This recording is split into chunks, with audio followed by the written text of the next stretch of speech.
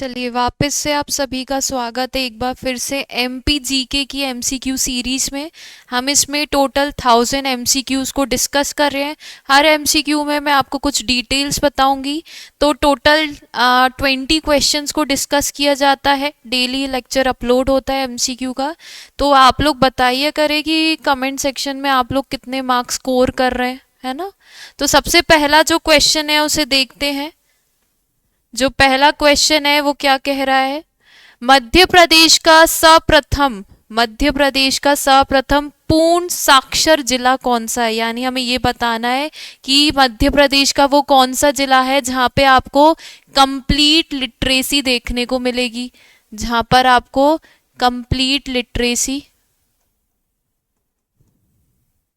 Complete literacy यानी पूर्ण साक्षर देखने को मिलेगी। क्या वो जबलपुर है, क्या वो विदिशा है, या वो इंदौर या फिर रतलाम।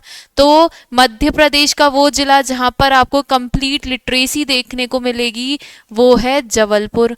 वो कौन सा है, जबलपुर। और 2011 के सेंसस के अकॉर्डिंग देखेंगे, अगर हम 2011 सेंसस के अकॉर्डिंग देखेंगे तो जिलों में, डिस्ट्रिक्ट में सबसे नंबर 1 पोजीशन पर है जबलपुर। नंबर 1 पोजीशन पे है जबलपुर। कितना, 81.1%। सेकंड पोजीशन पे रहेगा इंदौर। सेकंड पोजीशन पे हमको देखने को मिलेगा इंदौर। कितना, 80.9%। थर्ड, जो आपकी थर्ड पोजीशन है, थर्ड पोजीशन पे हमको देखने को मिलेगा भोपाल। थर्ड पोजीशन पे रहेगा भोपाल 80.4% के साथ। उसके बाद फोर्थ पोजीशन पे है बालाघाट। फोर्थ पोजीशन पे कौन सा जिला आएगा, कौन सा डिस्ट्रिक्ट आएगा, बालाघाट। कितना परसेंट,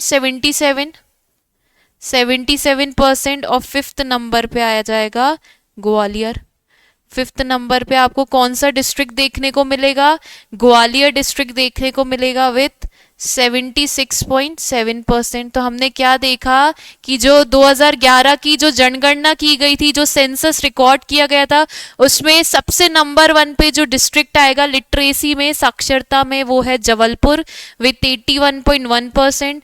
दूसरे नंबर पे आएगा इंदौर 80.9% के साथ। तीसरे नंबर पे आएगा भोपाल 80.4% के साथ। और चौथी पोजीशन पे आएगा बालाघाट जिसका प्रतिशत है 77%। और फिफ्थ नंबर पे आ जाएगा ग्वालियर विथ 76.7% के साथ। तो कभी कभी एग्जाम में पूछ लिया जाता है कि आपको क्रम में बताना है पांचों जिलों के नाम, कि सबसे पहला कौन सा है, दूसरा कौन सा है, तीसरा कौन सा है, चौथा कौन सा है, पांचवा। तो जब आपको पूरी लिस्ट पता होगी तभी आप इनके ऑर्डर सेट कर पाएंगे। तो पहला है जबलपुर, फिर है इंदौर, इंदौर के बाद आ जाएगा आपका भोपाल, भोपाल के बाद है बालाघाट, बालाघाट के बाद है ग्वालियर। आगे देखें, नेक्स्ट क्वेश्चन देखते हैं। बाघ की गुफाएं मध्य प्रदेश के किस जिले में, किस डिस्ट्रिक्ट में देखने को मिलेगी। जो बाघ केव्स है वो हमें क्या सतना जिले में देखने को मिलेगी, क्या धार में, क्या रीवा में, या फिर विदिशा में। तो बाघ की जो गुफाएं हैं, बाघ केव्स है, वो आपको धार में देखने को मिलेगी। बाघ केव्स आपको कहाँ देखने को मिलेगी, धार डिस्ट्रिक्ट में। बाघ की गुफाएं किस जिले में देखने को मिलेगी, धार जिले में। ये जो गुफाएं हैं ये बौद्ध धर्म से संबंधित है।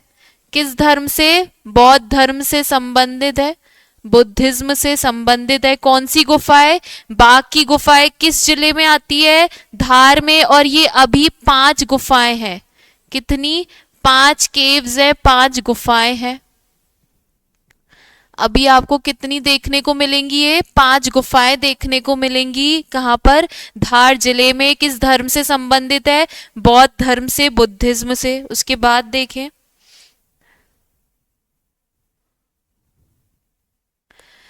वीरों का कैसा हो बसंत की रचना किसने की थी। जो वीरों का कैसा हो बसंत, ये जो रचना है, ये जो कंपोजिशन है, ये किसकी थी। क्या ये सुभद्रा कुमारी चौहान की थी, या फिर ये पंडित माखनलाल चतुर्वेदी की थी, या फिर ये मैथिली शरण गुप्त की थी, या फिर ये सुमित्रा नंदन पंत की थी। तो वीरों का कैसा हो वसंत, ये जो रचना है, ये जो कंपोजिशन है, ये है सुभद्रा कुमारी चौहान की। किसकी कंपोजिशन है? सुभद्रा कुमारी चौहान। सुभद्रा कुमारी चौहान का जन्म मध्य प्रदेश में तो नहीं हुआ था, इनका जन्म इलाहाबाद में हुआ था, लेकिन इनका विवाह, इनकी मैरिज खंडवा, कहां पर? इनकी जो मैरिज है वो खंडवा में हुई थी। कहां पर हुई थी? खंडवा डिस्ट्रिक्ट में हुई थी, खंडवा के ठाकुर लक्ष्मण सिंह चौहान के साथ। खंडवा के ठाकुर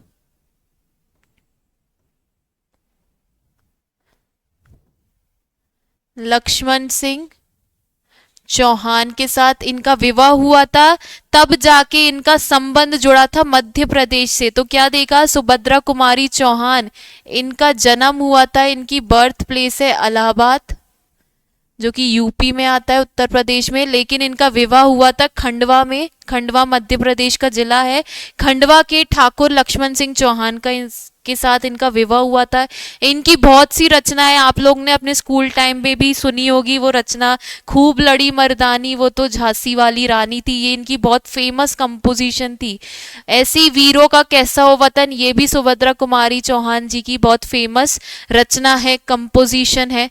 उसके बाद आप लोग को ये भी जानना जरूरी है कि जो सुभद्रा कुमारी चौहान है, ये मध्य प्रदेश असेंबली की मेंबर भी रह चुकी हैं। जो सुभद्रा कुमारी चौहान है, ये मध्य प्रदेश असेंबली की मेंबर भी रह चुकी हैं, मेंबर सदस्य भी रह चुकी हैं।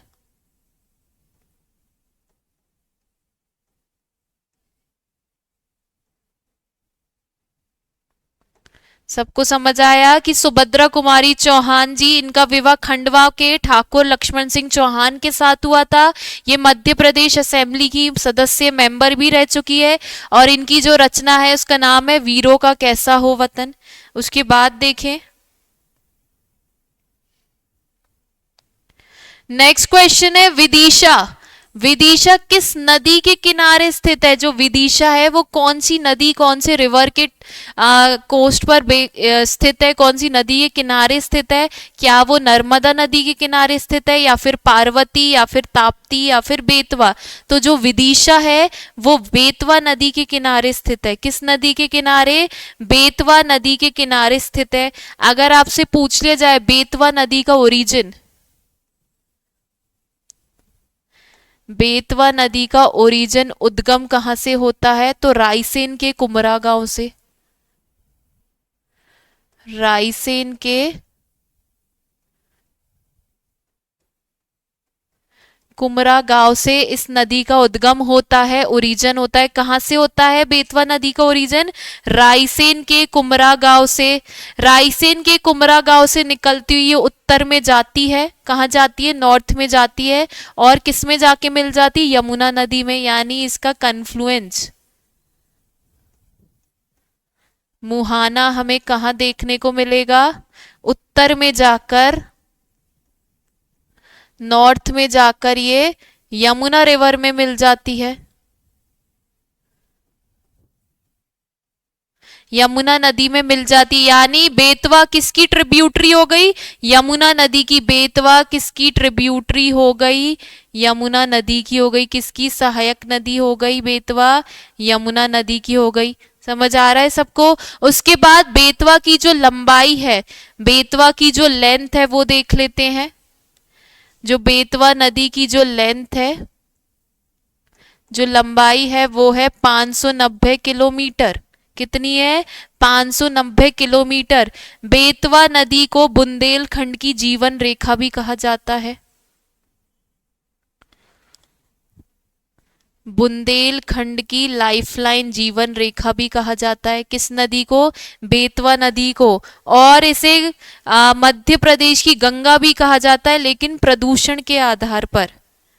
इसे एमपी की गंगा भी कहा जाता है, लेकिन पॉल्यूशन के बेसिस पर, प्रदूषण के आधार पर। तो हमने क्या क्या चीजें देख ली बेतवा नदी के बारे में। सबसे पहले जो क्वेश्चन पूछा गया था वो ये था, विदिशा किस नदी के किनारे पर स्थित है? तो विदिशा बेतवा नदी के किनारे पर स्थित है। बेतवा नदी का अगर उद्गम स्थल पूछ लिया जाए, ओरिजिन, तो ये रायसेन के कुमरा गांव से ये नदी निकलती हुई उत्तर में, नॉर्थ में जाकर यमुना नदी में मिल जाती है। यानी बेतवा किसकी ट्रिब्यूटरी, किसकी सहायक नदी हो गई? यमुना नदी की। बेतवा नदी की कुल लंबाई है 590 किलोमीटर, 590 किलोमीटर। और ये बेतवा नदी बुंदेलखंड क्षेत्र की, बुंदेलखंड रीजन की लाइफलाइन यानी जीवन रेखा कही जाती है। साथ ही साथ ये मध्य प्रदेश की गंगा भी कही जाती है, लेकिन पॉल्यूशन के आधार पर, प्रदूषण के बेस पर। उसके बाद देखें, उसके बाद नेक्स्ट क्वेश्चन देखें, मध्य प्रदेश के किस नगर से होकर कर्क रेखा यानी ट्रॉपिक ऑफ कैंसर, कर्क रेखा यानी ट्रॉपिक ऑफ कैंसर गुजरती है? क्या वो भोपाल से, या फिर जबलपुर से, या फिर खंडवा से, या फिर धार से? तो हमें ये जानना पहले जरूरी है, जो ट्रॉपिक ऑफ कैंसर है ये मध्य प्रदेश के कुल कितने डिस्ट्रिक्ट से पास होती है? तो 14 डिस्ट्रिक्ट से। कितनी? 14 जिलों से पास होती हुई जाती है, 14 डिस्ट्रिक्ट से पास होती हुई जाती है, जिसमें आपका भोपाल और जबलपुर दोनों शामिल है। तो यहाँ पे दोनों ऑप्शन आ जाएंगे, भोपाल और जबलपुर। कुल 14 जिलों से होती हुई जाती है कौन सी रेखा? कर्क रेखा, ट्रॉपिक ऑफ कैंसर, जिसमें भोपाल और जबलपुर दोनों शामिल है। उसके बाद देखें,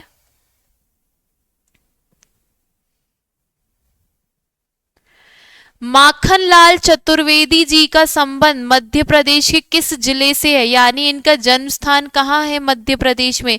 क्या वो राजगढ़ में है, या फिर भिंड में है, या फिर होशंगाबाद में, या फिर उज्जैन में? जो माखनलाल चतुर्वेदी है ये एक साहित्यकार है, ये एक साहित्यकार, लिटरेटर है। कौन है ये? एक साहित्यकार है, लिटरेटर है। इनका जो संबंध है, यानी इनका मध्य प्रदेश में किस जिले में इनका जन्म हुआ था? होशंगाबाद में। कहाँ हुआ था? होशंगाबाद के भी बावई ग्राम में, होशंगाबाद के भी बावई ग्राम में, बावई विलेज में इनका जन्म हुआ था। इनने भी बहुत सारी फेमस फेमस कंपोजिशन लिखी है। फॉर एग्जाम्पल हम इनकी कुछ रचनाएं देखते हैं, जैसे हिम किरिटनी, हिम किरिटनी इनकी रचना का नाम है। हिम तरंगणी, हिम तरंगणी इनकी कंपोजिशन रचना का नाम है। पुष्प की अभिलाषा, पुष्प की अभिलाषा, पुष्प की अभिलाषा भी इनकी बहुत फेमस कंपोजिशन है, बहुत फेमस रचना है। उसके बाद जो माखनलाल चतुर्वेदी है, इन्हें एक भारतीय आत्मा भी कहा जाता है, एक भारतीय आत्मा, एन इंडियन सोल भी कहा जाता है इन्हें। जो माखनलाल चतुर्वेदी, इन्हें एक भारतीय आत्मा भी कहा जाता है। इनका जन्म तो होशंगाबाद के बावई ग्राम में हुआ था, लेकिन इनकी डेथ, इनकी मृत्यु मध्य प्रदेश के किस जिले में होती है वो भी जान लीजिए। इनकी मृत्यु हुई थी खंडवा में। इनकी मृत्यु कहाँ हुई थी? खंडवा में हुई थी। जन्म हुआ था होशंगाबाद के बावई ग्राम में, मृत्यु हुई थी खंडवा में। इनको एक भारतीय आत्मा भी कहा जाता है। ये एक साहित्यकार, एक लिटरेटर है। इनकी कुछ फेमस कंपोजिशन, कुछ रचनाओं के नाम है हिम किरिटनी, हिम तरंगिणी और पुष्प की अभिलाषा। और इनको पद्म विभूषण भी मिल चुका है, इनको पद्म भूषण, इनको पद्म भूषण भी मिल चुका है। इनको पद्म भूषण से भी नवाजा जा चुका है। तो ये पूरी डिटेल है माखनलाल चतुर्वेदी जी के बारे में। आगे देखें, और निम्न में से किसके उत्पादन में मध्य प्रदेश का स्थान देश में प्रथम नहीं है? हमें ये देखना है, प्रथम नहीं है। दलहन, दलहन में एमपी की फर्स्ट पोजीशन है। सोयाबीन, सोयाबीन सबसे ज्यादा एमपी में ही होता है। अप्रॉक्स 55% सोयाबीन का प्रोडक्शन मध्य प्रदेश में ही होता है। 55% तक उत्पादन मध्य प्रदेश में ही होता है। कपास, चना में भी मध्य प्रदेश की फर्स्ट पोजीशन है, लेकिन कपास में मध्य प्रदेश की फर्स्ट पोजीशन नहीं है। इसलिए मध्य प्रदेश का किस उत्पादन में पहला स्थान नहीं है? कपास में नहीं है। बाकी दलहन, सोयाबीन और चना, इन तीनों में मध्य प्रदेश की फर्स्ट पोजीशन है। उसके बाद देखें,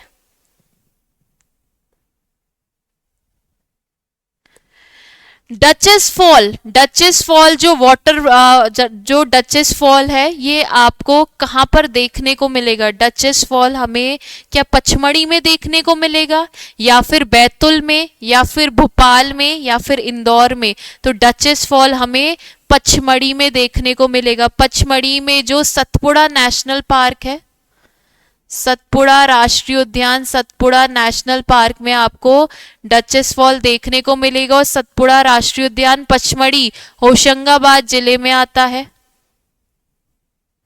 होशंगाबाद को आप किस नाम से जानते हैं? नर्मदापुरम के नाम से।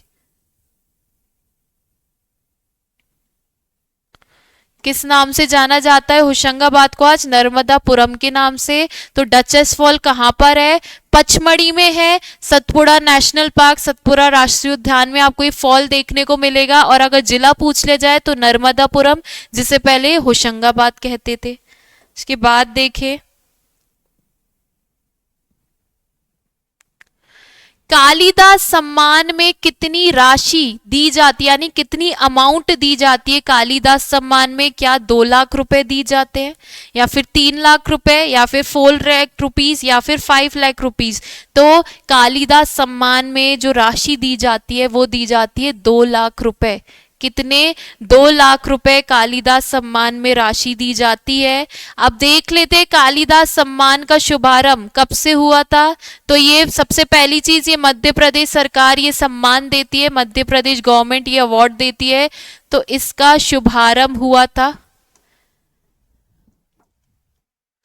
इसका शुभारंभ हुआ था 1980 में।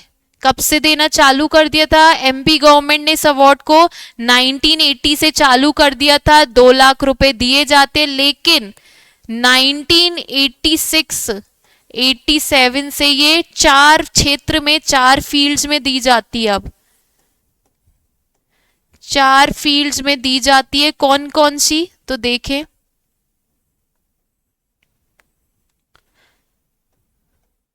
सबसे पहला है आपका रंगकर्म यानी थिएटर।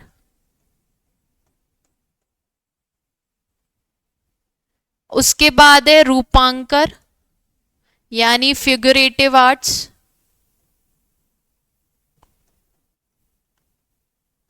उसके बाद है आपका क्लासिकल म्यूजिक यानी शास्त्रीय संगीत।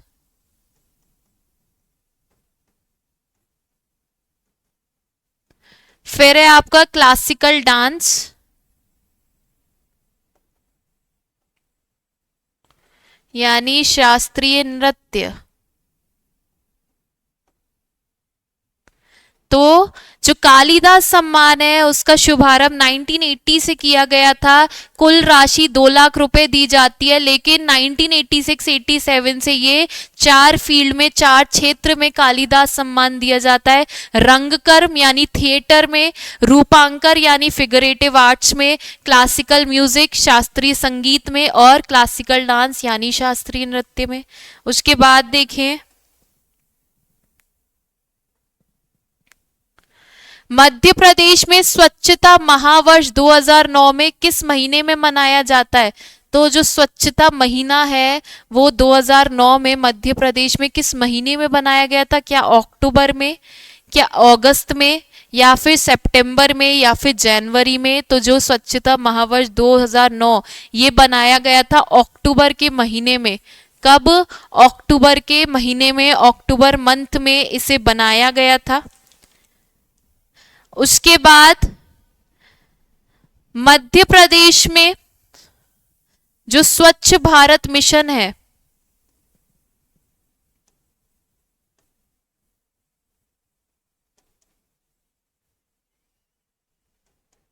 2 अक्टूबर 2014 से लागू हो गया था। जो स्वच्छ भारत मिशन है, ये जो हमारे प्रधानमंत्री है नरेंद्र मोदी जी ने पूरे देश में चलाया था, और ये कब से लागू हुआ? 2 अक्टूबर 2014। जो 2 अक्टूबर है वो गांधी जी की जन्म तिथि है, हम सब जानते, इसलिए अक्टूबर महीने में ही इस मिशन को चलाया गया था।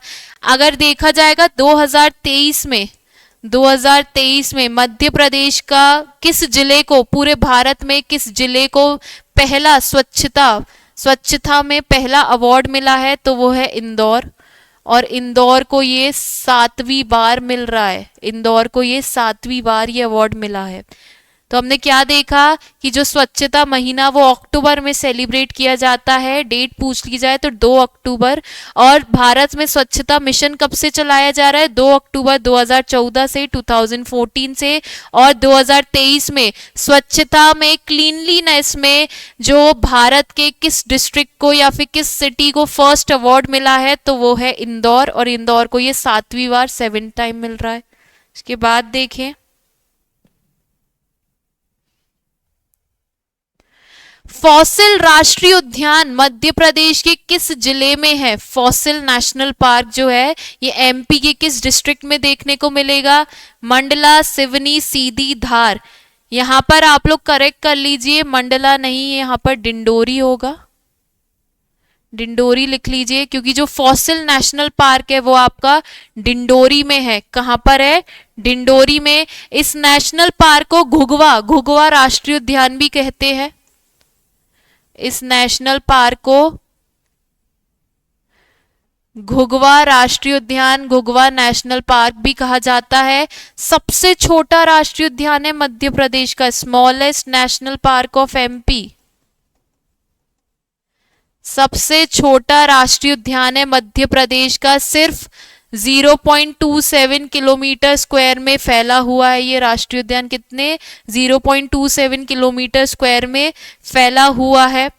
अगर पूछ लिया जाए इस नेशनल पार्क की स्थापना कब हुई, स्टैब्लिशमेंट कब हुआ, तो वो हुआ था 1983 में। कब हुआ? 1983 में। तो हमने क्या देख लिया? फॉसिल नेशनल पार्क, फॉसिल राष्ट्रीय उद्यान किस जिले में है? ये आपका डिंडोरी डिस्ट्रिक्ट में है। इसे घुघवा राष्ट्रीय उद्यान, घुघवा नेशनल पार्क के नाम से भी जाना जाता है। मध्य प्रदेश का सबसे छोटा, स्मॉलेस्ट नेशनल पार्क है, सिर्फ 0.27 किलोमीटर स्क्वायर में फैला हुआ है, और इसकी स्थापना हुई थी 1983 में। इसके बाद देखें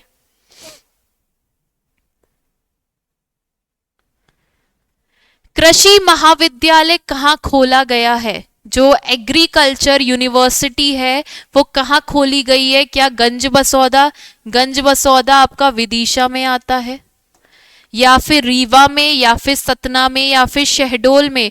तो जो कृषि महाविद्यालय है यानी एग्रीकल्चर यूनिवर्सिटी गंज बसौदा विदिशा में खोली गई है। और मध्य प्रदेश में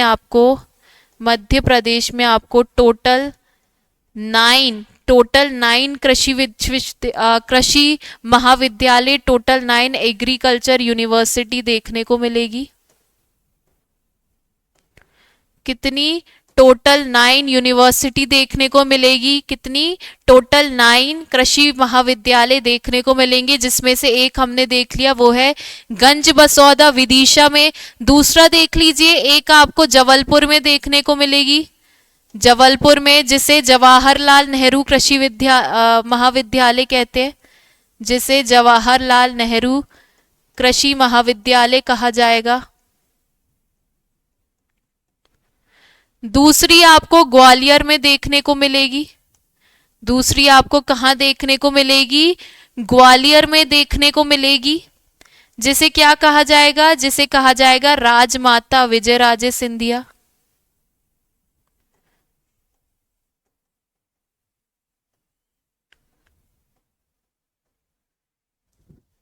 राजमाता विजयराजे सिंधिया कृषि महाविद्यालय। तीसरा जो है, हमने 3 देख ली, एक तो गंज बसौदा जो कि विदिशा में आता है, वहां पे आपको देखने को मिलेगी। दूसरी जबलपुर में, जिसे जवाहरलाल नेहरू एग्रीकल्चर यूनिवर्सिटी कृषि महाविद्यालय कहा जा रहा है। तीसरी आपको ग्वालियर में, जिसे राजमाता विजयराजे सिंधिया कृषि महाविद्यालय कहा जा रहा है।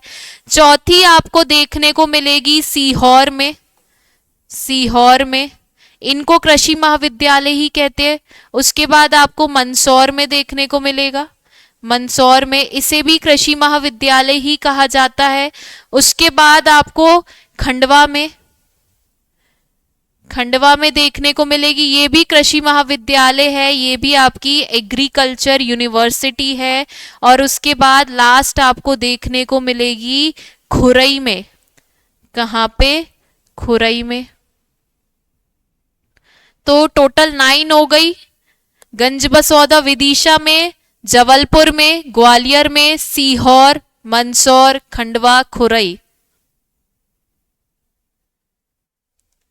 यहाँ पे हमको कृषि महाविद्यालय देखने को मिलेंगे।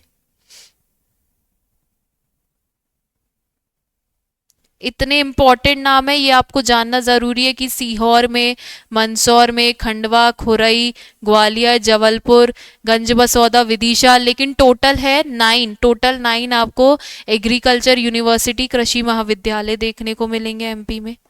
इसके बाद देखिए मध्य प्रदेश की उत्तरी सीमा चंबल नदी द्वारा बनाई जाती है, तो इस प्रदेश की दक्षिणी सीमा किस नदी से बनाती है? यानी northern boundary, northern boundary Chambal नदी फॉर्म कर रही है।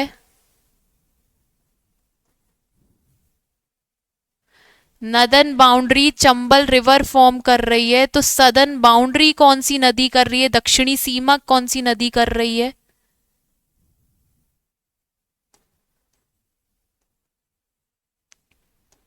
तो सदर्न बाउंड्री क्या नर्मदा बना रही है, क्या महानदी, या ताप्ती, या गोदावरी? तो सदर्न बाउंड्री बनाती है गोदावरी नदी। कौन सी नदी? गोदावरी नदी। देख लेते हैं गोदावरी नदी का ओरिजिन होता है, इसका ओरिजिन देख लेते हैं, इसका उद्गम स्थल देख लेते हैं। गोदावरी नदी का ओरिजिन होता है त्र्यंबक, त्र्यंबक नासिक से, नासिक के त्र्यंबक से गोदावरी नदी का उद्गम होता है। और ये फ्लो होती हुई कहाँ गिर जाती है? इसका कन्फ्लुएंस मुहाना देखेंगे तो वो है बंगाल की खाड़ी, बे ऑफ बंगाल। बंगाल की खाड़ी में जाके गिर जाती है, बे ऑफ बंगाल में जाके गिर जाती है। इस नदी की कुल लंबाई है, टोटल लेंथ है 1465 किलोमीटर। इस नदी की कुल लंबाई कितनी है? 1465 किलोमीटर। और इसे दक्षिण की गंगा भी कहा जाता है।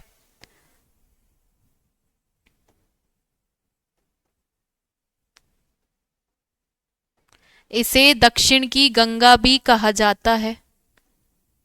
तो हमने क्या देख लिया कि मध्य प्रदेश की उत्तरी सीमा चंबल नदी बनाती है, तो दक्षिणी सीमा कौन सी नदी बनाती है? सदर्न बाउंड्री बनाती है गोदावरी नदी, जिसका उद्गम स्थल है, ओरिजिन होता है नासिक के त्र्यंबक से। ये नदी नासिक के त्र्यंबक से बहती हुई भारत के पूर्व दिशा में जाती, ईस्टर्न साइड में जाती है, और वहां पे जाके बंगाल की खाड़ी, बे ऑफ बंगाल में गिर जाती है। इस नदी की कुल लंबाई है 1465 किलोमीटर, और इसे साउथ की गंगा भी कहा जाता है, और वृहद गंगा यानी बूढ़ी गंगा भी कहा जाता है।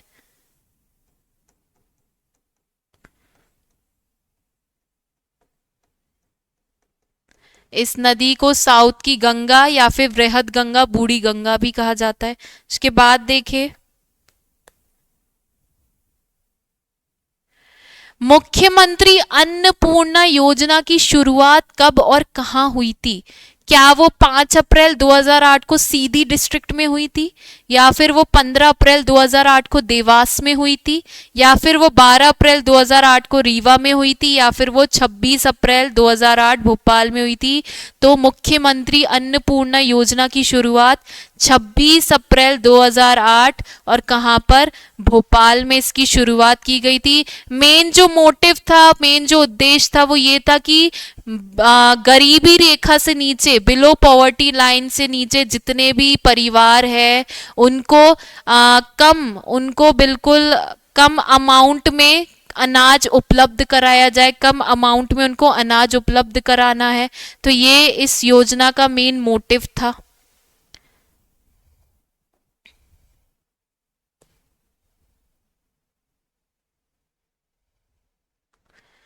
फड़के स्टूडियो मध्य प्रदेश में किस जिले में है? जो फड़के स्टूडियो है ये मध्य प्रदेश के किस डिस्ट्रिक्ट में है? क्या वो ग्वालियर में है, या फिर वो रेवा, ये रीवा होगा, या फिर वो रीवा में है, या फिर वो धार में है, या फिर वो भोपाल में है? तो जो फड़के स्टूडियो है वो हमें धार डिस्ट्रिक्ट में देखने को मिलेगा। फड़के स्टूडियो की स्थापना हुई थी, जो फड़के स्टूडियो है इसकी स्थापना हुई थी 1933 में। कब बनाया गया था ये? 1933 में इसकी स्थापना हुई थी। और ये अपनी मूर्ति कला के लिए बहुत ज्यादा फेमस है। फेमस किस लिए है? मूर्ति कला के लिए।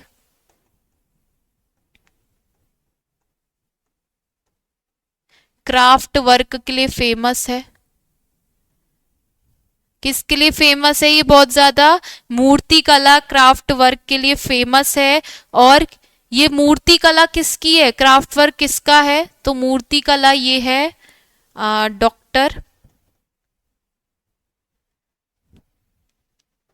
जो मूर्ति कला है, जो यहाँ पे मूर्ति कला बनाई है वो बनाई है डॉक्टर रघुनाथ कृष्ण फड़के ने। किसने बनाई है? डॉक्टर रघुनाथ कृष्ण फड़के ने।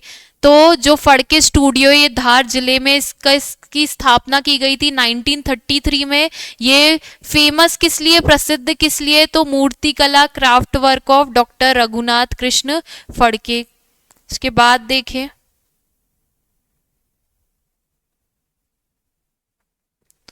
प्रदेश में दूसरा जैव रिजर्व मंडल यानी प्रदेश में सेकंड बायोस्फीयर रिजर्व कौन सा है? सेकंड बायोस्फीयर रिजर्व बताना है आपको।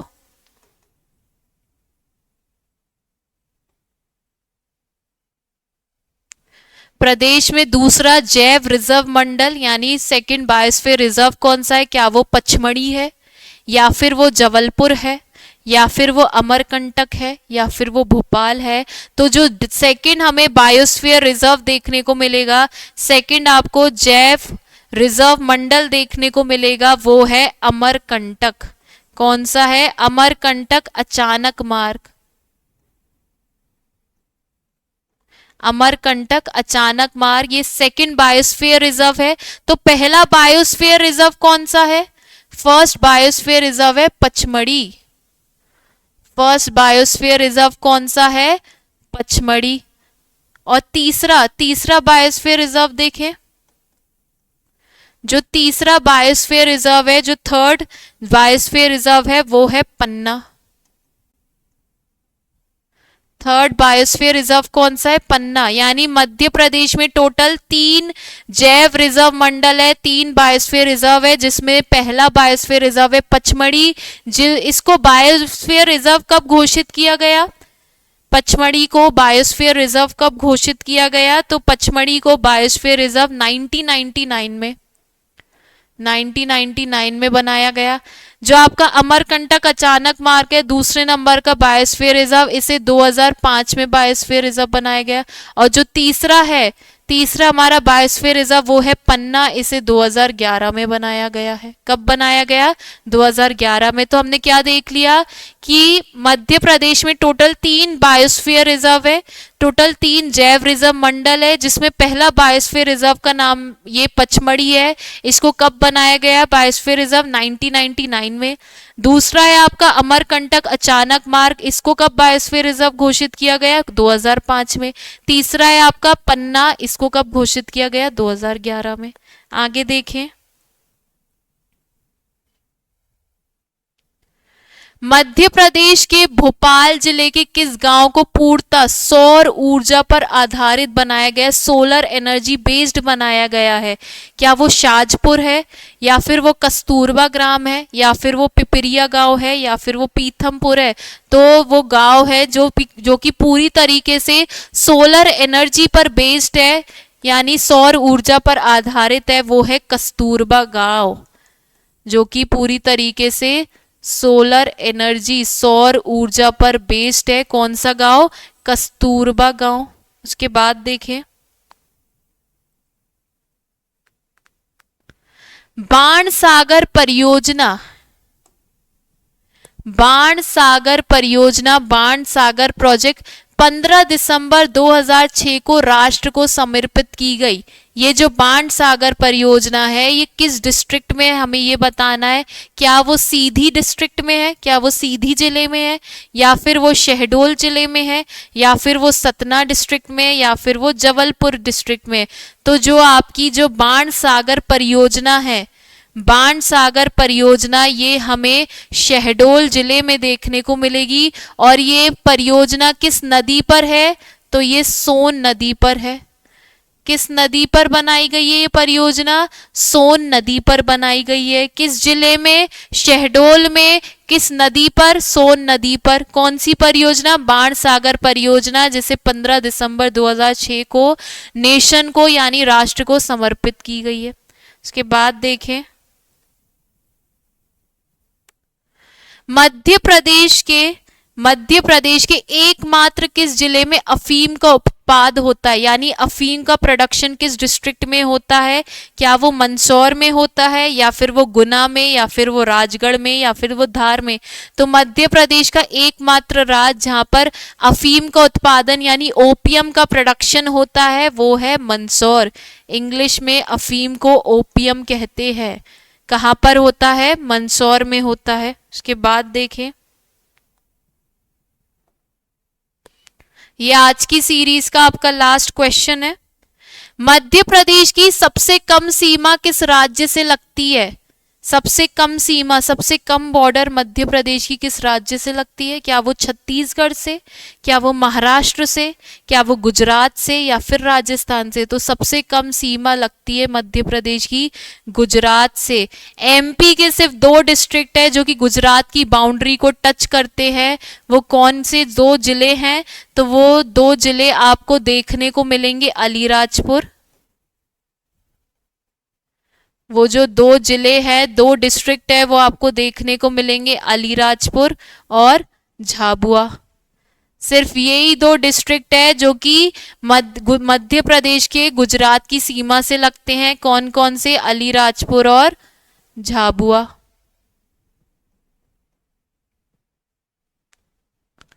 तो ये आज की पूरी सीरीज थी। टोटल हमने 20 क्वेश्चंस को डिस्कस किया है। आप लोग प्लीज़ कमेंट में बताइए कि आपको ये सीरीज कैसी लग रही है, और अपने मार्क्स भी बताइए।